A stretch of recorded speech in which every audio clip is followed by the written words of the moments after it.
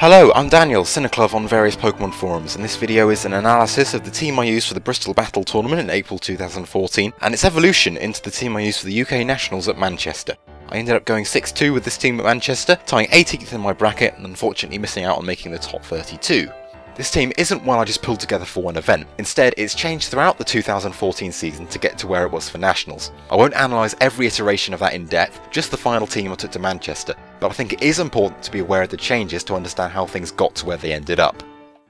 I wasn't able to compete in 2013 Nationals unfortunately, but I did experiment with various ideas and different teams throughout that season, and one of my favourites was Trick Sableye as a form of speed control. Lagging Tail is an item that doesn't lower your speed but instead your priority, guaranteeing that the holder goes last unless they use a priority move or have the ability Prankster. Trick gives speed control because of Lagging Tail, and it also removes the opponent's held item, which many Pokemon rely upon. I love it, and it's a real shame that I couldn't include it in some form for the final team, but it is significant as this is half of where the team building process began. The other half of that process began with Goodra. At the start of the season I had a look at what the most common teams in the US consisted of. Both Amoonguss and the Charizard Y/Venusaur combo were really popular. Goodra seemed like a really good counter. Sapsipper makes the grass type sleep moves that both rely upon completely ineffective, and a special bulk stops Charizard. So I started using Goodra and just found her to be absolutely amazing. She's got great coverage and is bulky enough to survive a modest Salamence Draco Meteor with just 100 HP EVs. No special defense investment, she's just naturally that bulky. I went through multiple sets with Assault Vest, Lumberry, Expert Belt, etc, but Goodra herself was always on my team, right from the very beginning. Mawile was the next member to be added as he complements Goodra's typing really well, dealing with the things that threaten her like dragons and Kangaskhan. Whilst I didn't use him throughout the entire season, Mawile was a pretty consistent, reliable choice for me, and I did bring him to both Bristol and Manchester as my team's Mega. According to my notes, at some point around this time, I considered running Trick Room as most of my team was slow and bulky, which is possibly why I added Ferrothorn. I always found him a bit hit and miss, but he lasted a good while on team and I did bring him to Bristol. Numerous fire types were tried out, including Chandelure, probably for that short-lived Trick Room idea, Pyroar due to his success in Japan, but in the end I went for Rotom-Heat. I found a Choice Specs version that I really liked and which got one-hit knockouts on many major threats like Manectric and Garchomp, and besides a few EV tweaks, Rotom's been on my team ever since. Before I got to Bristol, Sableye had been swapped out for male Meowstic. While Sableye is great, and I really liked having Will-O-Wisp support, I found he was just too frail and not as effective without Icy Wind, and Meowstic offered much better moves and stats while still maintaining Prankster and Trick. The final slot was one I didn't really know how to fill. There's been numerous Pokemon here but none of them really worked out, so when I dropped Trick Room I started comparing Talonflame and Aerodactyl. They both provided similar support against threats I'd otherwise struggle with. I went with Aerodactyl for the Bristol tournament due to Wide Guard protecting both Rotom from Rock Slides and Mawile from Earthquakes, whilst his own Rock Slide hit both opposing Talonflame and Charizard for super effective. So to recap, my team for Bristol in April was Meowstic Male with Lagging Tail, Goodra with Assault Vest, Rotom-Heat with Choice Specs, Aerodactyl with Focus Sash, Mega Mawile and Lumberry Ferrothorn. I did reasonably well with it, getting to the semi-finals before losing to an unusual team focusing around Mega Medicham, which got me thinking about the importance of speed control. Mawile could definitely have taken Medicham out had it only had more opportunities to attack, but Trick is useless against Mega Pokemon. Tailwind would have been fantastic and in hindsight might have won me the game, but I was worried about bringing the very frail Aerodactyl in against a team with so many priority moves. Talonflame was the easy fix to this, having similar support options but with much greater survivability. Another reason to use Talonflame instead was that I wanted to try Mega Venusaur, who I used in place of Ferrothorn. Mega Venusaur struggles against Talonflame and its priority Brave Birds. Quick Guard partially solves that problem, allowing my Talonflame to prevent other Talonflame from ruining Venusaur. I also decided that as cool as Trick Meowstic is, and despite how the team sort of originated with him, if Talonflame was going the full support route then I didn't really need him. Instead I bought in Azumarill and gave her Goodra's Assault Vest. After a bit of testing I found the team had problems with both Gengar's forms, as well as Kangaskhan, so I decided to try Aegislash over Mawile. And that's how things stayed for ages. Not because I thought it was perfect or anything, but because real life took over, so I didn't really play the game for a good month or so. My degree hand-in was about a week and a half before Nationals. That time frame included the May International Challenge, which I used as a test for Nationals, and found this team, which I'd previously done consistently well with, was now doing really badly. Either people were including more counters to Venusaur, or I had gotten rubbish in a month of not playing. Probably both to be honest, but something needed to change before Manchester. I had a conversation with Xenoblade Hero about this, explaining some of the things I'd just covered like Mawile or Aegislash, or how I felt Venusaur wasn't quite working as well as it once was. I won't go through the whole conversation, but the main decisions made were that I should keep Mawile over Aegislash because Intimidate is just too good to lose in this metagame. Goodra should have Expert Belt along with either Fiend or Protect. I went for Protect, but either would have proven useful. Xeno gave me the EV spread for his own Rotom-Heat as my EVs were a little sporadic, which I really appreciate. However, within a day I decided to go my own route and make Rotom quite speedy. I need someone on my team who didn't rely upon Tailwind, and it's reasonably unexpected in this metagame for Rotoms to be fast, they're usually slow and bulky. Hopefully I could catch someone by surprise. We decided that Talonflame should drop all unneeded speed and just go completely down the bulky support route. As my Talonflame's moveset was entirely priority moves, speed investment just wasn't necessary. And finally, Lumberry Amoonguss in place of Mega Venusaur. The Lumberry was primarily so I had a way to deal with Smeargle, but also allowed switches into Will-O-Wisp. I also felt more confident with Mawile as a Mega than Venusaur at this point. A benefit of this is that it would allow me to bring both Mawile and Amoonguss to the same game, something I couldn't with both Mawile and Venusaur as Megas on the same team. A few days after, I decided to give Amoonguss some more speed to aid with Spore usage, a relatively offhand decision that actually ended up being quite important.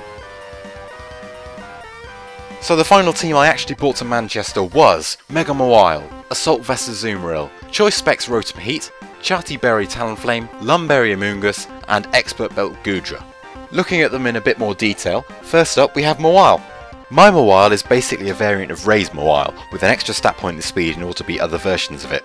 I dropped Iron Head because it doubles up on coverage, whereas Fire Fang on the other hand stops you being walled by Ferrothorn and turns a one-on-one against Aegislash from an instant loss into an awkward guessing game. And I figured I'd rather play the awkward guessing game than the auto loss.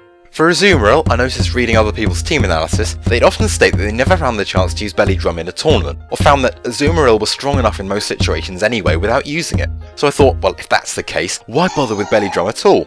I can't find the exact reasons I chose this EV spread, but it does survive a fair amount, like Charizard Y Solar Beam, Electric Thunder, etc. If I recall, the attack EVs are because more investment doesn't noticeably boost any 3 or 2 hit knockouts, so it'd be better to invest in defences.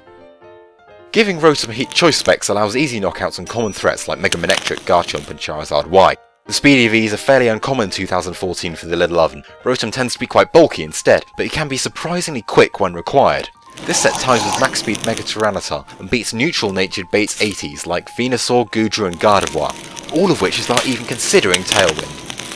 My Talonflame was fairly different from the standard ones you find. Her main job was to provide Tailwind support whilst also quick guarding against priority attacks. As such, durability was far more important than getting knockouts off. Wackenberry would mean she could guarantee survival against all electric attacks, but the same applies for Charti and Rock. And because my team looks like it would struggle with Rock moves far more than electric, Charti made more sense. Because all of her moves are priority anyway, the speed effort values would drop to put into defences. Amoonguss was a fairly late addition, and as such I didn't have a great deal of time available to experiment and ended up using a very similar set to the one Ray used to win the Massachusetts region. Lum was so that I had an answer to Smeargle, but in actual games I found it far more useful for getting rid of burns. Whilst the original intention was to use them as a Psydo Venusaur, in the end the way I played Amoonguss was much more about using Spore. With hindsight, it might have been better to capitalise on Tailwind with more speed investment. The 68 speed that Amoonguss has is certainly good, but, for example, fully invested and with Tailwind up, he could have beaten Jolly Kangaskhan's Sporer before she could even move. I'm not saying that's a good plan or anything, but I'm certain that there are better speeds I could have hit with the Mushroom than he currently does. My set for Goodra survives Jolly Garchomp's Dragon Claw as well as the common Choice Scarf Salament's Draco Meteor, with Dragon Pulse scoring a one-hit knockout on both in return. The 60 speed EVs outspeed unboosted Rotom. Under Tailwind she gets fast enough to beat Scarf Smeargle and everyone below it, including Mega Manectric, Aerodactyl and Noivern. This is an interesting list of plus points, but doesn't hit the main reasons I continued to use Goodra throughout 2014. Her immense natural bulk, fantastic type coverage, and her ability. She has brilliant type coverage, getting access to all the elemental beams in addition to the same type attack bonus from Dragon Pulse.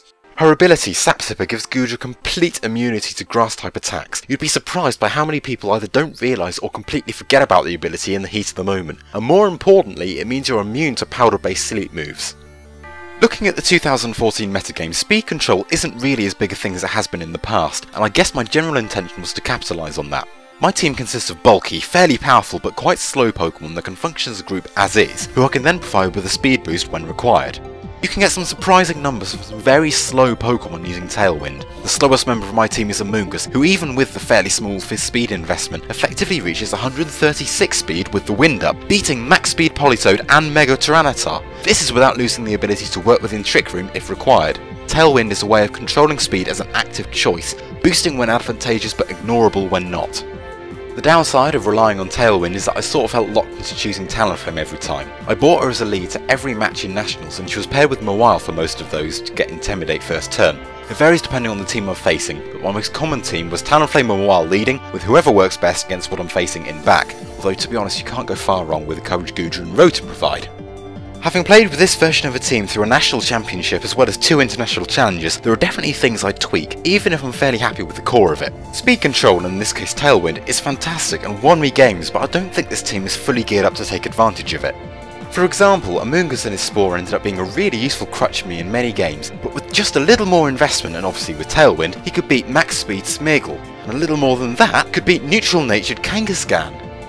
The flip side of optimising EVs for Tailwind is that Tailwind would then become even more crucial. Part of the success of this team, I think, is that I rarely felt I had to have Tailwind up all the time. If Tailwind was more vital for my team, however, I could have ended up defending Talonflame at the cost of others, or an opponent could realise how significant she is to the team and start targeting her. So I probably should have tried more with specific EV spreads in regards to speed and Tailwind, but I'm fairly happy with the team overall, and I think the losses I had were due to how I played rather than the team itself. And that's my team. To see how it did in action, check out my other video reporting and reflecting on the games I played at the 2014 UK Nationals. Thanks for watching.